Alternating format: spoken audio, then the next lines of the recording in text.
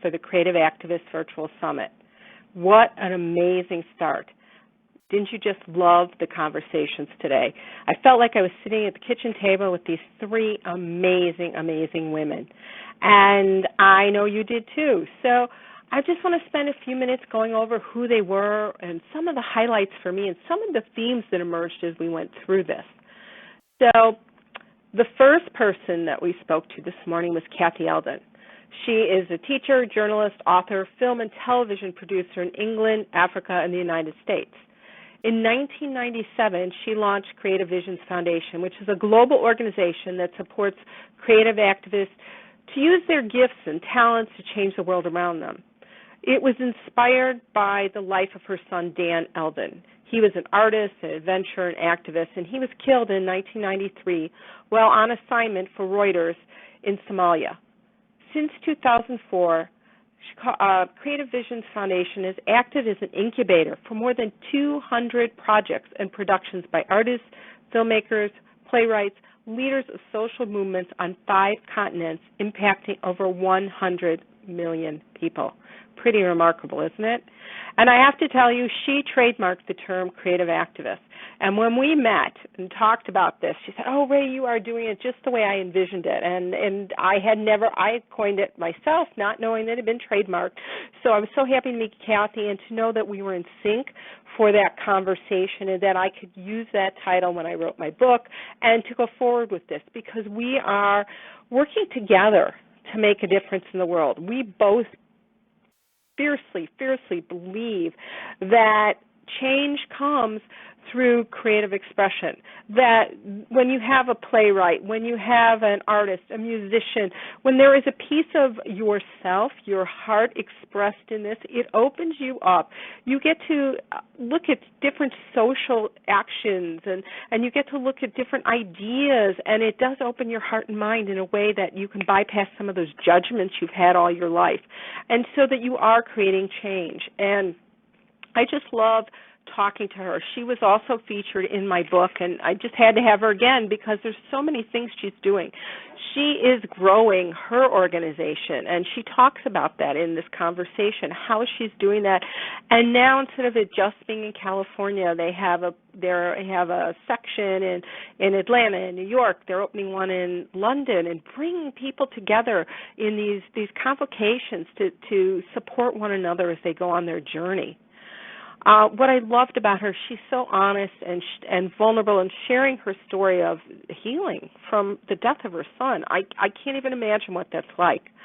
But she talks about it in such a way that it just touches your heart. She used writing. It's been a big tool of hers, writing, and she wrote one book that was, she's written books taking Dan's journals, and then she had one called Angel Catcher, a journal of loss and remembrance that she wrote. And she talks about how she uses writing books to heal her own life. When she was talking about finding her purpose, she has a book about that. She has another book. Right now she just has been working on a new documentary and a book about who cares? Looking after yourself while caring for someone else. Her husband was ill for quite a while. He recovered, but she found out what it was like to be that caregiver, and she wants to share that. And she's working on a documentary for PBS at the moment. So she's inspiring on so many levels. And I think what came out for me when we were talking, the thing that touched me the most are some of the questions. She believes that, she said, what are you going to do that is visible and vocal in your community?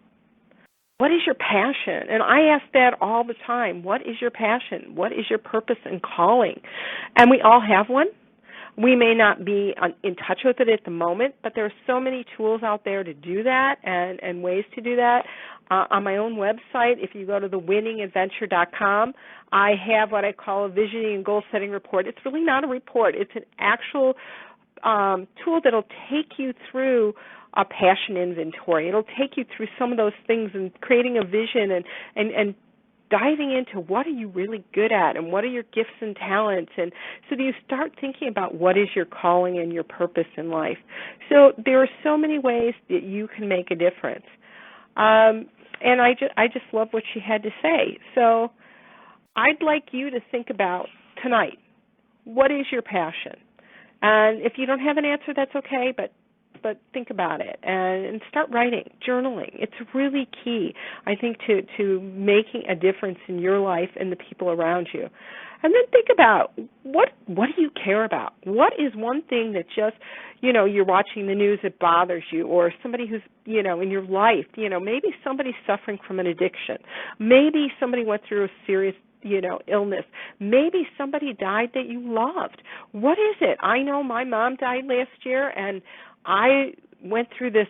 Oh my God, I didn't understand the idea of, we put our dogs down in a much more compassionate way than we do the people we love. I had to watch my mother suffer.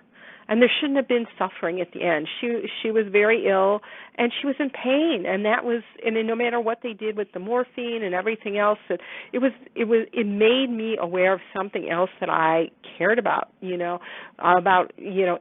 of life. What does that look like? So, you never know what's going to come up for you, but just pay attention. It's what you notice when you're out there in the world. What strikes you? It could be, you heard another story of globally about, not too long ago, a couple of weeks ago, there was a young woman killed as an honor killing. Her brother, has no repercussions, and it's the law in their country, and nothing's being done, and that bothers me. And it could be sex trafficking, it could be sexual abuse, domestic violence. There are so many things out there that we can be passionate about. So start looking inside. What touched you? What makes you cry? What makes you angry? So those are just a few tips for you tonight to think about, besides all the wonderful stuff that Kathy had. So listen to her conversation again. Make notes for yourself. If you've registered, you realize that you get a sheet that asks you, to think about, what did you learn today? How are you going to apply it? What is one action step you're going to take in the next 24 hours? So again, think about that.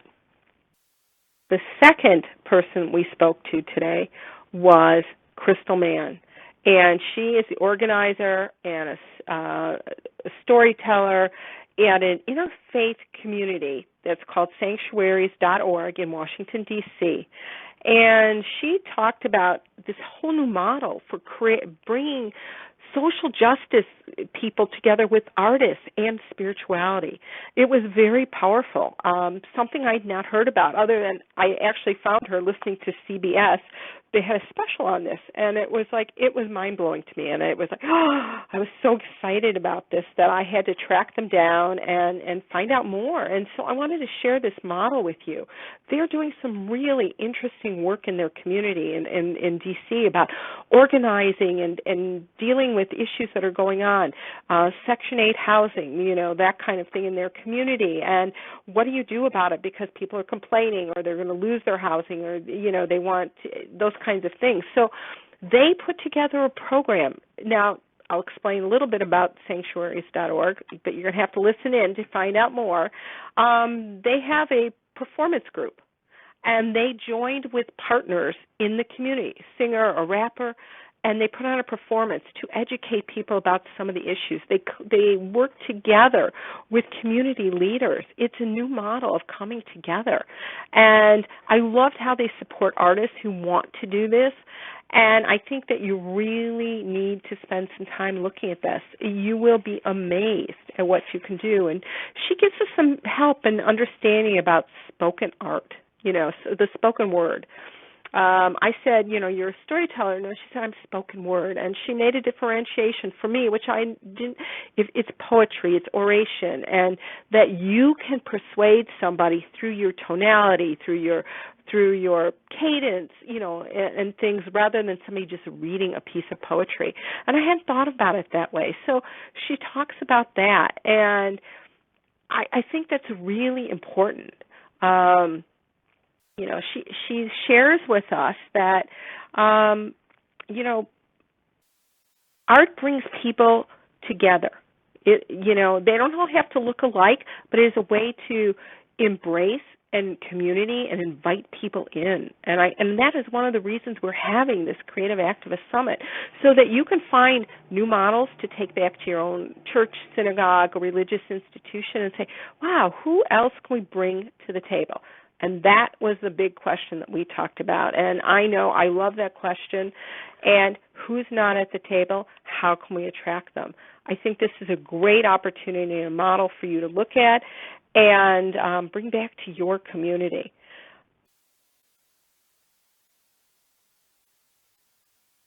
So I think, too, to start thinking about when you listen to this, and, again, we are all in different places, and what 3 things you might have learned would not be the same 3 things that attracted me to the conversation. So I'm not going to tell you what it is you need to look at, but I think we need to think about what's your authentic voice. How do you define creativity? Where in your life are you creative? And do you have community to share your creativity?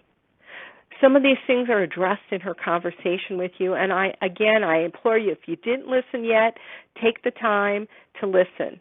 You will be amazed and excited and inspired to try something new.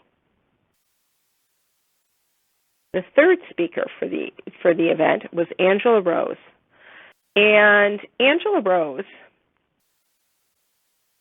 is a speaker, author of Hope, Healing, and Happiness, Going Inward to Transform Your Life. She's the founder of PAVE, promoting awareness, victim empowerment surrounding the issue of sexual violence.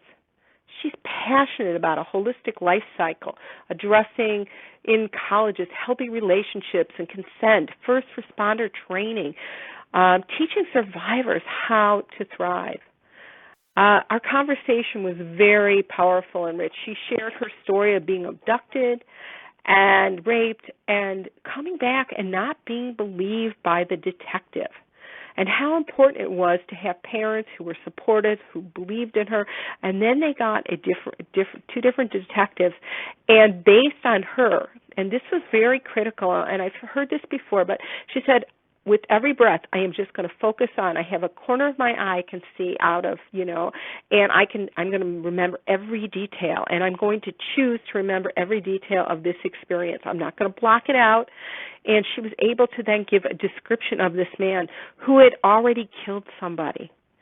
But it was because of her ability to do that. And it reminded me so much of Viktor Frankl. Now, Viktor was a Holocaust survivor, and his family was gone. He had only left a manuscript that he'd been working on, and he had shoved it under his mattress. And the Nazis found it, and they brought him naked before them. And at that moment, they were burning his transcript, and they saw he was wearing his gold wedding band, and they took it off his finger. And he said at that moment he had a choice to live, and to either be this victim, to just crumble up and die, or he has a choice. It's in his mind how he's going to respond to this. And that is a human right that we all have. How are we going to respond to the most horrible conditions, the worst things that could imaginably happen in our lives? I know for myself, that it was a choice to heal. I was sexually abused as a kid, and for years, I was just a mess. Even though I'd been in talk therapy for many, many years, I was devastated, and I lived in this world of, if you knew the real me, you'd run for the hills. I felt broken and defective, and even though I was surviving, and I had a wonderful husband and 2 great kids, I was depressed. I was miserable. It was affecting every aspect of my life, and at one point, my kids would go off to school, and I would crawl back into bed. It was, and lay there till they got home, and one day I sat down, I kept thinking, I want to live or I'm going to die because I can't live in this pain anymore. And I wrote this list of 81 horrible things that had happened to me throughout my life. And I got to 81 and I said, okay, this is it. I can't live this way anymore. And I chose to live. And I became what I call a self-help junkie. And it was a really, and I took healing in my own hands. For the first time, I wasn't relying on the experts. I decided what I was going to do and how to do it. And I went out and I got 2 major books. One was Feel the Fear and Do It Anyway by Susan Jeffers, which was my mantra for many years, and Shakti Gwan's Creative Visualization, because I needed to have a vision of what else was possible, and I never imagined anything else was possible. So just that was a little bit about me, but I want to go back to Angela and to tell you a little bit more about her story. And she decided to, when she went to college, she was 17 when she was abducted, so she had applied to the University of Wisconsin in Madison and gone up there. And what I love is she was ready to be an activist. She wanted to do something. And she looked around for an organization. She couldn't find what she was really looking for, so she did research. She wanted to see, where's the gap? What is it I'm really looking for? And she realized that there was no prevention programs that engaged both men and women in a proactive way. And there really wasn't any aftercare programs. Yes, we helped you. There were rape crisis counselors who could help you in the immediate, incident, but beyond that, there was no one else to do that. And so she started creating programs. And to this day, PAVE runs a program that is for credit at the University of Wisconsin. So she's done amazing things, and she has used, and continues to grow her vision and her mission. And I don't want to go into all the detail because, again, I want you to sit and listen to this, and it's extremely powerful. And there are so many ideas of what you can do to partner with people, things to look at, how to, she talks about her own vision of coming, where she wants to go and the plans and where she's headed. But one of the keys that came up for her were two things that we talked about that I think are really important. She talked about art for healing, which, obviously is my passion. Again, art, I talk about art for healing or art for social change. Those are two areas that I am an expert and am totally passionate about.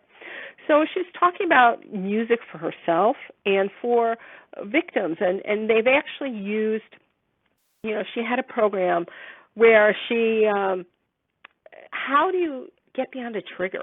And so she talks about an artistic way to move beyond a trigger that was for her, and so again, I don't want to give it all away. I want you to go back and listen, but it is a great idea. And if you're in a community and you're part of an organization, there's some ideas you can take back to your community, and that's what I want this to be. This is the collaborative piece of being a creative activist, and this is if you're in a community and you don't have resources, this is a way to find out what you can bring to your community. This program, and if you're listening and you have other friends who are community activists, who are leaders in congregations, religious institutions, or looking for ways to connect and to create safe spaces for victims and to have conversations that are important, listen to this interview. And the last piece that I loved about this was we talked about self-care, how important self-care is, that we can get lost in our passion and our work and we forget about taking care of ourselves. And I know what that's like. There are days, I work from home, and so I know personally there'll be times I'll wake up in the morning and I'll work till 6, and then I got to get on with the rest of my day, and then I'm exhausted, and I set up a vicious cycle. So it is something to consider. How do you care for yourself, and in the healing process as well as your day-to-day life? So think about tonight, what are the tools that you use to renew and refresh every day? Maybe it's a bubble bath, lighting a candle, reading a book, going to the movies, taking a walk in nature. Make a list for yourself of how you can take care of yourself in a better way. And I know that I added one little thing at the end when I sent you this wrap-up reminder. There is a Jim Carrey Secret to Life YouTube. And I think it's one of my favorites. It's a great inspirational video, and I would love for you to watch it. And in the meantime, I'm just going to play it, and hopefully you can hear it really well. So give me a second, and I'm going to set it up. Thank you.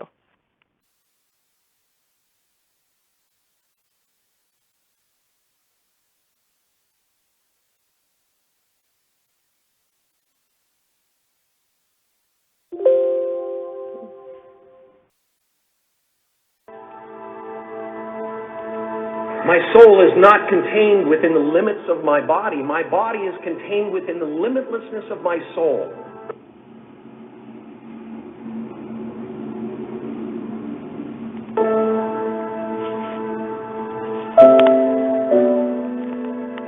I've often said that I wished people could realize all their dreams in wealth and fame, and so that they could see that what will ever be is what's happening here, and the decisions we make in this moment, which are based in either love or fear. So many of us choose our path out of fear disguised as practicality. What we really want seems impossibly out of reach and ridiculous to expect, so we never dare to ask the universe for it. I'm saying that you can ask the universe for it. Life doesn't happen to you, it happens for you. As far as I can tell, it's just about letting the universe know what you want and working toward it while letting go of how it comes to pass. Why not take a chance on faith? Not religion, but faith. Not hope, but faith. I don't believe in hope. Hope is a beggar. Hope walks through the fire, and faith leaps over it. You are ready and able to do beautiful things in this world. And after you walk through those doors today, you will only ever have two choices: love or fear. Choose love, and don't ever let fear turn you against your playful heart.